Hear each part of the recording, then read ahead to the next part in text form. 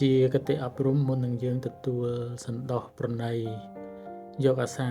អ្នកណាម្នាក់យើងគួរតែសិក្សាស្វែងយល់អំពីបុគ្គលិកលក្ខណៈចរិតនិស្ស័យរបស់បុគ្គលនោះឲ្យច្បាស់លាស់ជាមុនសិនជៀសវាងយើងជួបមនុស្សពាលមនុស្សអាត្មានិយមដែលគិតតែពីប្រយោជន៍ផ្ទាល់ខ្លួន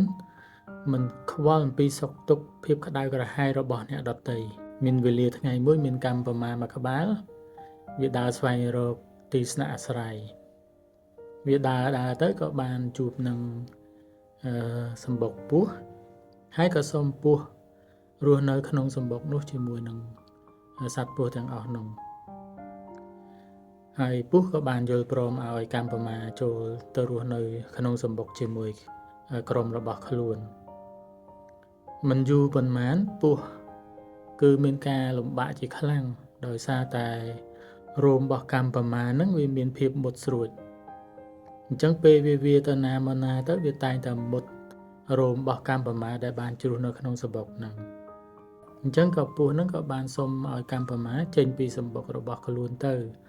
ដើម្បីឲ្យគេរស់នៅបានសុខសាន្តដូចពីពេលមុនពេលនោះកម្មប្រមាថាទេខ្ញុំមិនចេញទេកំឡុងពេលដែលខ្ញុំរស់នៅទីនេះគឺខ្ញុំរស់នៅបានសុខសាន្តណាស់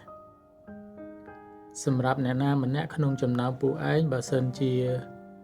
រស់នៅទីនេះមិនសុខស្រួលទេមិនចង់រស់នៅទីនឹងទេ